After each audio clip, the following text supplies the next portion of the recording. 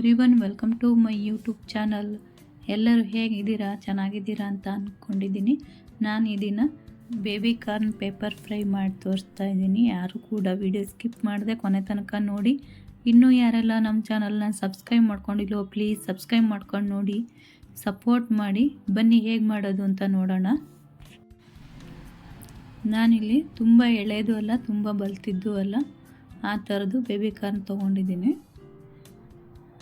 ನಮಗೆ ಎಷ್ಟು ಬೇಕಷ್ಟು ತೊಗೊಳ್ತಾ ಇದ್ದೀನಿ.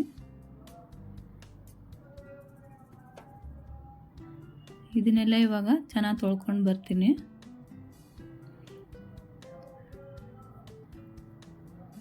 ನೋಡಿ, ತೊಳ್ಕೊಂಡು ಬಂದಿದ್ದೀನಿ. ಇವಾಗ ಇದನ್ನು ಕ್ರಾಸಲ್ಲಿ ಕಟ್ ಮಾಡಬೇಕು. ನೋಡಿ, ಈ ಥರ ಕ್ರಾಸಾಗಿ ಕಟ್ ಮಾಡ್ಕೋಬೇಕು. ನಾನಿಲ್ಲಿ ಸ್ವಲ್ಪ ತೆಳುವಾಗಿ ಕಟ್ ಮಾಡ್ಕೊಳ್ತಾ ಇದ್ದೀನಿ, ಯಾಕೆಂದರೆ ಒಂದು ಸ್ವಲ್ಪ ಕ್ರಿಸ್ಪಿಯಾಗಿ ಬರಲಿ ಅಂತೇಳಿ. ನೀವು ಬೇಕಾದ್ರೆ ದಪ್ಪ ದಪ್ಪ ಕಟ್ ಮಾಡ್ಕೋಬೋದು. ನಾನು ಇಷ್ಟು ತೆಳುವಾಗಿ ಕಟ್ ಮಾಡ್ಕೊಂಡಿದ್ದೀನಿ ಎಲ್ಲವನ್ನು. ಇವಾಗ ಇದಕ್ಕೆ 2 ಕಡ್ಡಿ ಆಗುವಷ್ಟು ಕರಿಬೇವಿನ ಎಲೆನ ತೊಳೆದು ಹಾಕ್ಕೊಂಡಿದ್ದೀನಿ. 2 ಹಸಿಮೆಣಸಿಕಾಯಿನ ಉದ್ದುದ್ದ ಕಟ್ ಮಾಡಿ ಹಾಕ್ಕೊಂಡಿದ್ದೀನಿ. 1.5 ಸ್ಪೂನ್ ಆಗುವಷ್ಟು ಮೈದಾ ಹಿಟ್ಟು, 1.5 ಸ್ಪೂನ್ ಆಗುವಷ್ಟು ಕಾರ್ನ್ ಫ್ಲೋರ್ ಹಾಕ್ಕೊಳ್ತಾ ಇದ್ದೀನಿ. ಇದು 3/4 ಟೀ ಸ್ಪೂನ್ ಆಗುವಷ್ಟು ಕಾಳು ಮೆಣಸಿನ ಪುಡಿ ಹಾಕ್ಕೊಂಡಿದ್ದೀನಿ. Black pepper powder 1/2 tea spoon ಆಗುವಷ್ಟು ಶುಂಠಿ ಬೆಳ್ಳುಳ್ಳಿ ಪೇಸ್ಟ್ ಹಾಕ್ಕೊಂಡಿದ್ದೀನಿ. 1 ಸ್ಪೂನ್ ಆಗುವಷ್ಟು ವಿನಿಗರ್ ಹಾಕ್ಕೊಳ್ತಾ ಇದ್ದೀನಿ. 1.5 ಸ್ಪೂನ್ ಆಗುವಷ್ಟು ಸೋಯಾ ಸಾಸ್ ಹಾಕ್ಕೊಳ್ತಾ ಇದ್ದೀನಿ.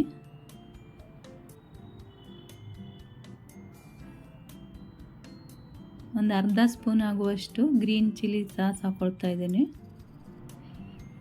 ಇದನ್ನ ಇವಾಗ ಒಂದು ಸಲ ಹಾಗೆ ಚೆನ್ನಾಗಿ ಮಿಕ್ಸ್ ಮಾಡ್ಕೊಳ್ತಾ ಇದ್ದೀನಿ.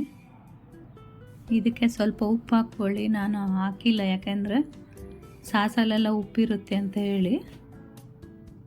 ಇದನ್ನು ಒಮ್ಮೆ ಹಾಗೆ ಕಲಿಸ್ಕೋಬೇಕು.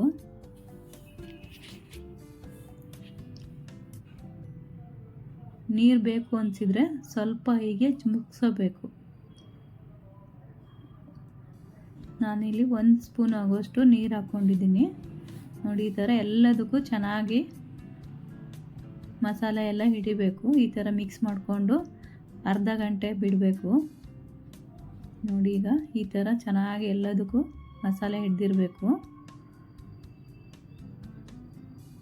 ಇವಾಗ ಎಣ್ಣೆ ಕಾದಿದೆ. ಕಾದ್ಮೇಲೆ ಸಣ್ಣ ಉರಿ ಮಾಡಿಕೊಂಡು ಈ ಥರ ಒಂದೊಂದು ಹಾಕ್ಕೊಳ್ತಾ ಇದ್ದೀನಿ. ಆಮೇಲೆ ಮೀಡಿಯಮ್ ಫ್ಲೇಮ್ ಮಾಡಿಕೊಂಡು ಫ್ರೈ ಮಾಡ್ಕೊಂಡಿದ್ದೀನಿ.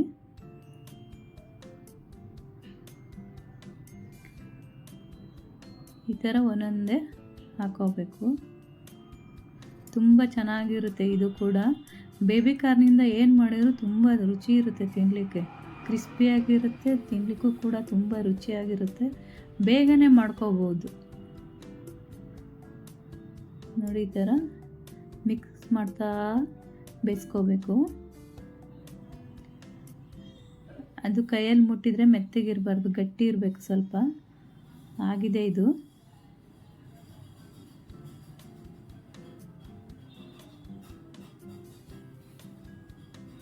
ನೋಡಿ, ಮತ್ತೊಮ್ಮೆ ಬಿಡ್ತಾ ಇದ್ದೀನಿ. ಹಾಗೆ ಕೂಡ ತಿನ್ಬೋದು, ಅಷ್ಟು ಚೆನ್ನಾಗಿದೆ ಇದು. ಊಟಕ್ಕೆ ಸೈಡ್ ಡಿಶ್ ಆಗಲಿ, ಸಂಜೆ ಕಾಫಿಗಾಗಲಿ.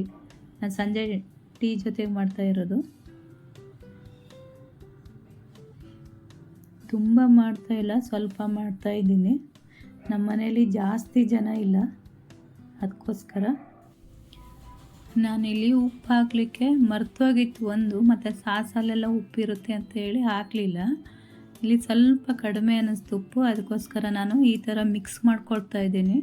ನೀವು ಹಿಟ್ಟು ಕಲಿಸುವಾಗಲೇ ಸ್ವಲ್ಪ ಉಪ್ಪು ಹಾಕಿ ಕಲಿಸ್ಕೊಳ್ಳಿ, ತುಂಬ ಬೇಡ. ಇದರಲ್ಲೇ ಉಪ್ಪಿರುತ್ತಲ್ಲ, ಅದಕ್ಕೋಸ್ಕರ.